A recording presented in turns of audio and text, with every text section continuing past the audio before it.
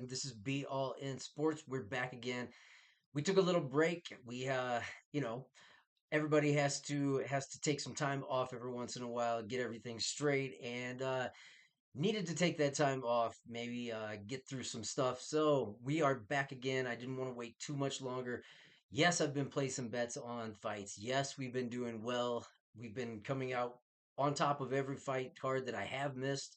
So I apologize that I didn't put out my picks, but here we're doing this a little bit different today. No graphics. I'm not gonna waste my time with that. Just listen and learn because I don't have too many official bets in, but I do have some that I'm betting heavily on, and I think that I'm just gonna keep it to maybe a couple fighters in this one. So we're gonna go through this whole entire card. I am gonna give you my picks again. No graphics, like I said. So we are just going straight off the cuff. We're going right in because I don't have a lot of time to do this right now, but I have studied these fights. I do want to get my picks out there. Make sure that at least if you want to follow it, you can follow it. If you don't, whatever. Do whatever you want with it. I could care less. Here we go. We are going to break down every one of these fights. We've got first up in the 155 division, we've got Markel Medeiros taking on Mark Choinsky. Mark Choinsky is going to be making his UFC debut in this one. He is 8-0. Markel Medeiros obviously was supposed to fight last weekend, but he had to pull out of that fight.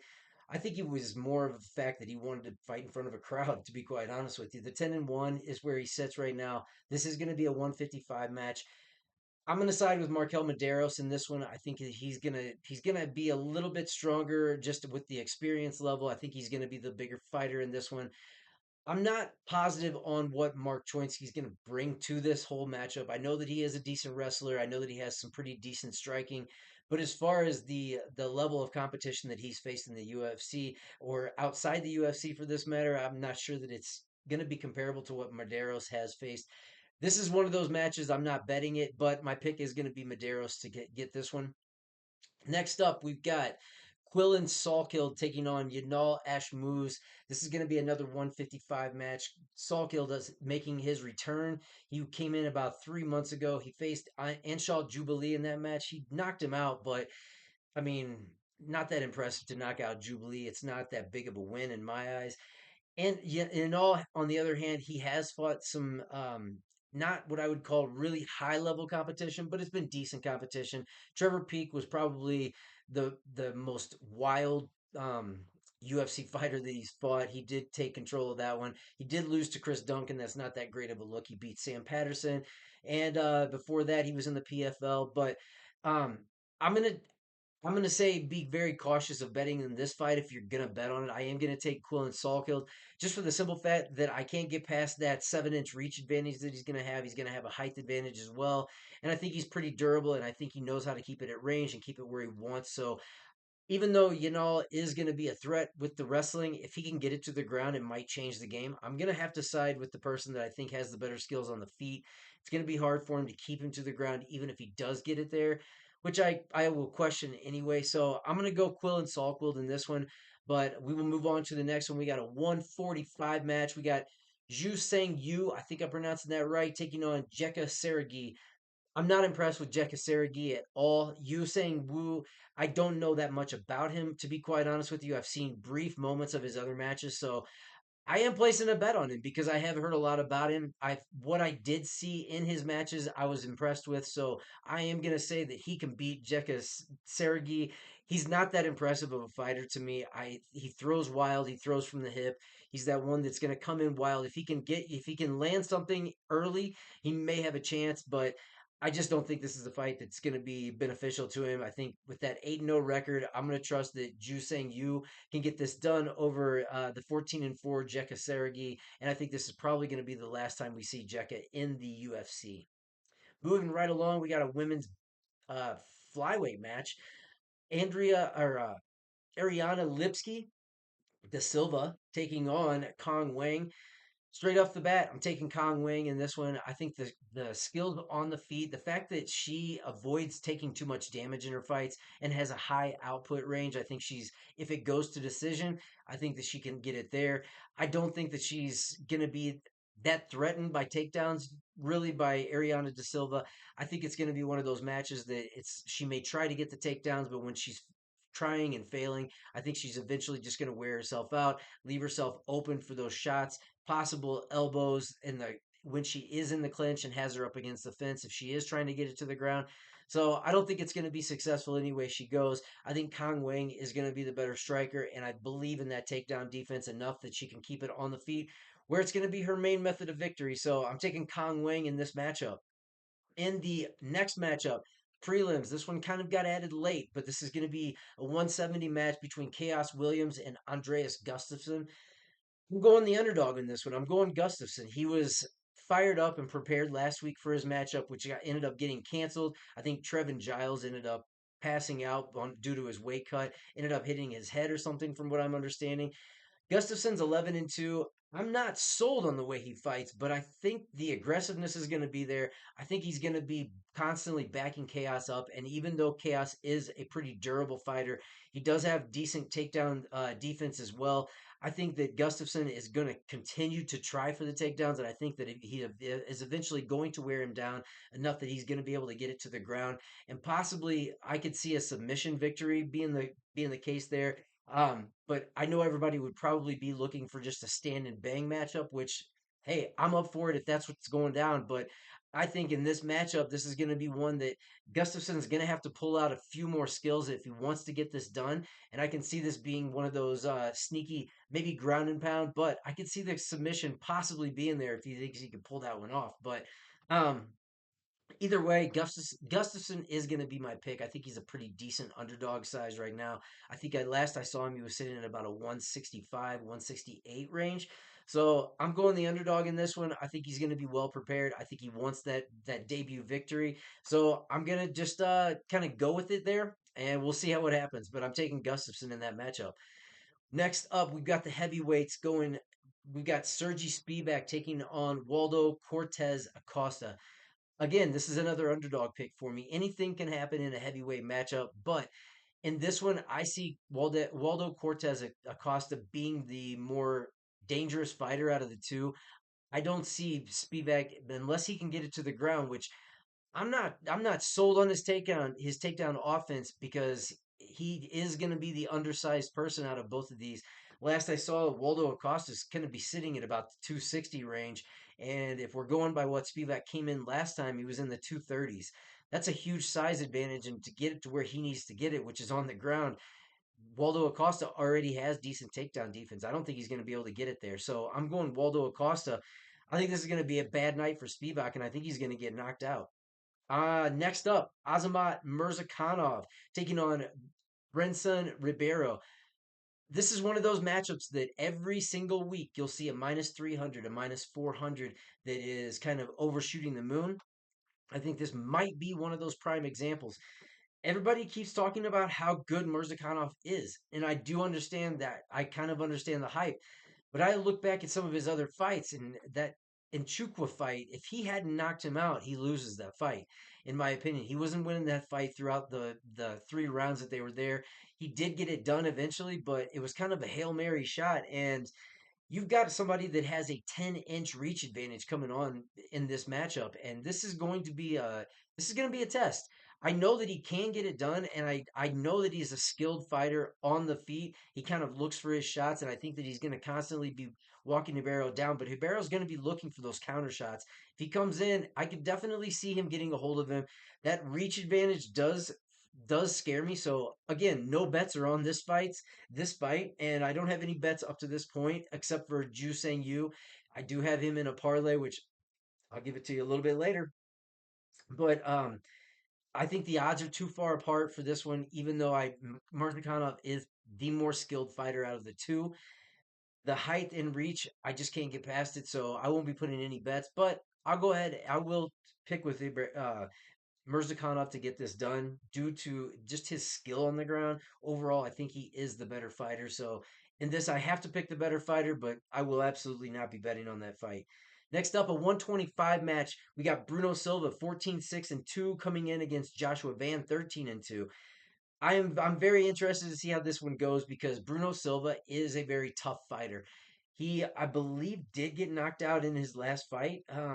But again, you're facing high level competition. He did get knocked out by Manel Kape. But On the other hand, you have a fighter who in Josh Van who he's still youthful. He's still got that youthful energy. He comes into every fight prepared. He is constantly getting better, so he's improving his skills. I think the more experience he gets, the more dangerous he gets, and his gas tank is not running out. That's the one thing that I can say sometimes with Silva, that he may have a better gas tank than his opponent. I don't think it's going to be the case here. I have to pick Joshua Van in this one. It's again one of those things that it's the odds are too much for me to grasp right now. So maybe I'll look for something in the range of decision, because I don't think either of these guys are going to be finished. But I think this is going to be a throwdown matchup, and I think Josh Van gets it done by decision. Next up, we have. Give me a second. We are to the main card. We are already to the main card. You see, no graphics. I'm not flipping through anything. I'm just telling you my picks. Here they are. If you want them, if you want graphics, go somewhere else and get your graphics this week. I'll probably come back with some more graphics about UFC 317, because I got some big picks in that one. We're going to be obviously rooting on for one of my favorites. So that should be a great card. I'll be getting the graphics back. If you guys want them, if you don't care, then just let me know in the comments, and we won't have to do the graphics, and I can just go through and tell you my picks on a weekly basis and give you updates on maybe a daily basis. So we'll get right back to it though, and hit the like and subscribe. Help the page grow.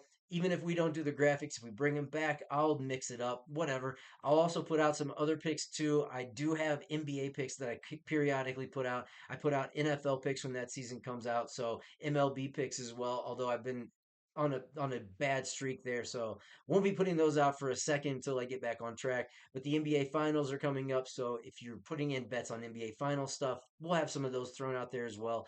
But back to the MMA stuff. We've got the main card coming up. We've got a 170 match between Vicente Luque and Kevin Holland.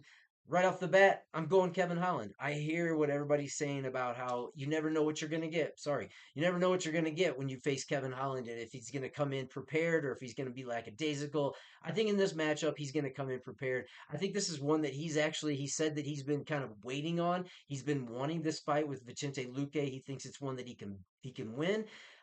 um the takedowns are one thing. If Vicente decides that he wants to get it to the ground and he's successful doing that, then he is a very open threat to get a submission finished in this one. Because as we know, Kevin Holland's ground game can be lacking, but he does have good BJJ skills, and it'll take a good um practitioner of that art in order to get him subbed out. But Vicente Luque is. So this will be an interesting matchup. But the size advantage is going to go to Kevin Holland. The reach advantage is going to go there too. And I believe that he's a better striker. If he keeps up and he does what he's supposed to do, which is go in there, defend the takedowns, and strike with Vicente Luque, I think we're going to have a great fight. And I think Kevin Holland is going to get the knockout. I'll say a second round knockout in this one, because I think the pressure will start to build. I could see a late first round, but I think ultimately I think it'll go into the second round where Kevin Holland will get the knockout. Next up, 135 matchup. This is probably my most interested matchup that I'm wanting to see all night. Mario Batista taking on Patchy Mix. As you know, Patchy Mix is a former Bellator champion. He's coming over because that federation did dissolve. So he is coming over. He finally did get signed, and he is coming in on short notice against Mario Batista. I have never been that impressed with Mario Batista. His wins are not against what I would consider high level competition in the UFC, except, I mean, Jose Aldo, but you're getting Jose at the end of his career, and you pretty much just held him up against the fence. And he was able to strike with you, and I don't know if you even won that fight. So I can't put too much stock into any of his victories to this point, really. Patchy Mix, on the other hand, he has fought some of the best in Bellator. And I'm hyped to see this guy come in. He's big for this weight division. I think he's going to absolutely put it on Batista. So I will tell you right now, I've got a parlay with Patchy Mix definitely on there on the money line, but I've also got a single bet in that I got for Patchy Mix to win by submission. Most of his fights have ended in submission. He's only had, I believe, 5 fights that have gone to decision. He's got 13. I may be wrong on that number, but I think it's 13 wins by submission. Mario Batista has been submitted in the past, and I think this is going to be one of the most skilled practitioners on the ground that he's going to be facing in his career. So I'm looking for Patchy Mix to put on a show. I know he wants to get out there and get it done and impress in his debut. I think he's going to do it. I think he's going to take Mario Batista out by submission. I'm going to take it at, I got it at plus 310. It keeps dropping. So I've seen on DraftKings, it's at plus 240. I suggest you do get your bets in because if he's going to win, I believe it's going to be decision or submission. And I do think that he takes this matchup. I think he's better than Mario Batista pretty much everywhere. Batista may have a slight striking advantage, but I don't think it's going to be anything that's going to be overwhelming to Patchy Mix. He trains with good partners. He knows the game, and I think he gets it done by submission in this one. So I'm taking Patchy Mix, and as I said, I do have bets in on him. And one of these people that I do have him in on is this next matchup, a 185 clash between Kelvin Gastelum and Joe Pyfer.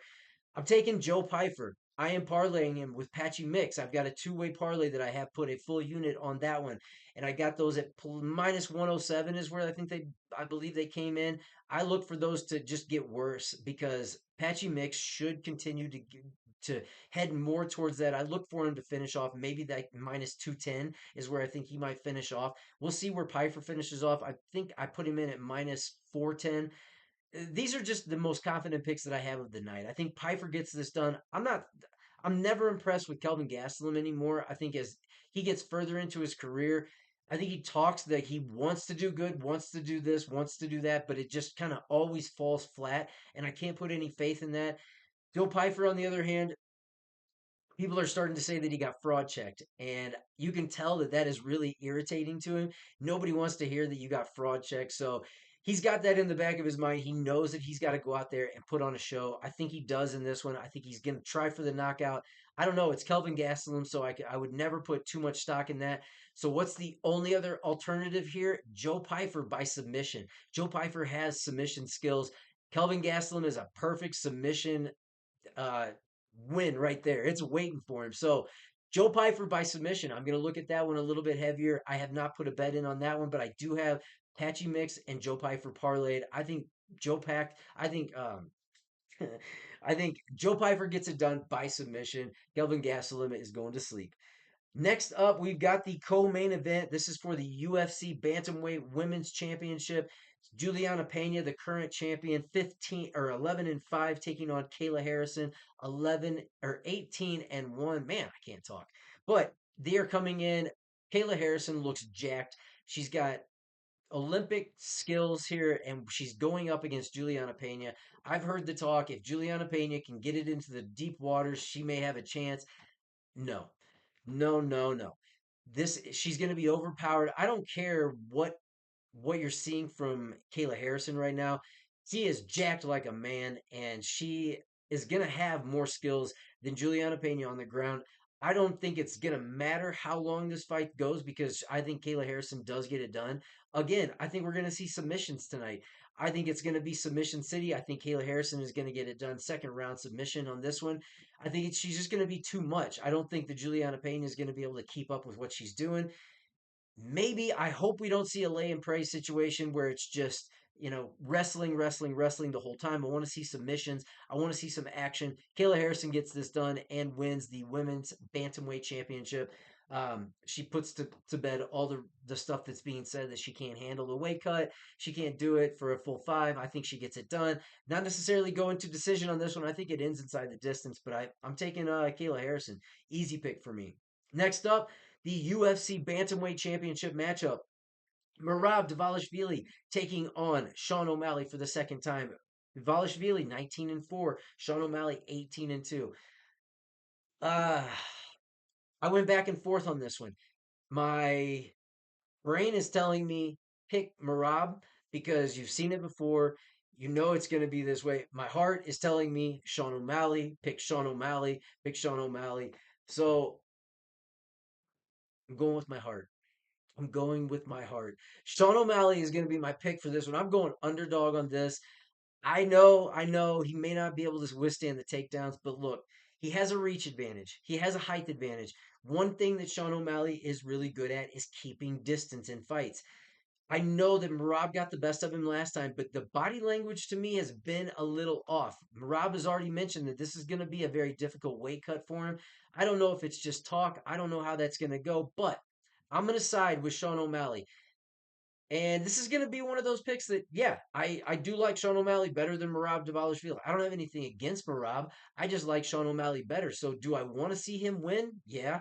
Is it going to make or break anything? No, because I'm not betting on this fight either, unless it's like a late Hail Mary and Sean O'Malley just keeps skyrocketing up and I get much better odds. But right now he's already at plus 300 or right around that plus 300. So I think those are too wide. I don't think he was totally dominated. I think there were some issues that they talked about in the fight. Hip problems. He did have a surgery after that fight. So I'm gonna just say that maybe it was an off night, and I'm gonna stick with my original pick because I had him picked in the last one. So I'm gonna pick him again in this one. Sean O'Malley. I'm taking him. I think he gets it done by knockout. I don't like a lot of fighters that are on huge winning streaks. I like for you to be able to at least say that you've tasted defeat at some point along this winning streak. Merab, on top of the world, you're beating everybody, you're kicking everybody's ass. At some point, I think that that does start to catch up with you. You've had a lot of training camps, you're constantly training. I think it has to wear on your body a little bit. I like the way Sean O'Malley's coming in only focused on the fight. There's no weed smoking, there's no partying, no doing whatever else. He's focused on this matchup. He wants to get it back like Conor McGregor wanted to get back at Nate Diaz a long time ago. So he's got his redemption set. Let's see if he can get it done. UFC 316, that's my breakdown. No graphics. Listen to the breakdowns. I gave you my bets. I'll give you more. Here's I do have the Patchy mix by submission. I got that. I told you at plus 310 on Facebook or on Facebook on FanDuel. I got that on FanDuel. So we got that one in. We've also got, let me pull it up, the Mega Parlay. Okay. This is the one that it's put in for about $1. I don't suggest anything more than that. If you hit it, great. If you don't, who cares? It's $1. It's a plus 18,887 when I put it in. Markel Maderos, money line. Quillen Salkild, money line. Jusang Yu, money line. Wang Kong, money line. Andreas Gustafsson, money line. Waldo Cortez Acosta, money line. Azamat Mirzakhanov, money line. Joshua Van, Kevin Holland, Patchy Mix, Joe Pfeiffer, Kayla Harrison, and Sean O'Malley all on the money line. That dollar is going to return you 180. So do with it what you will. That's one that I really like in that one. Um, and we got the Patchy Mix and Joe Pfeiffer one. We also have the Patchy by submission. And I do have over on DraftKings, I do have a 3-leg parlay that I put in. Got some of the same people in it. Joe Pfeiffer, Patchy Mix, and Ju saying you are in that one. That was a bonus bet that I had. So I went ahead and I used it on my three favorite picks for this card.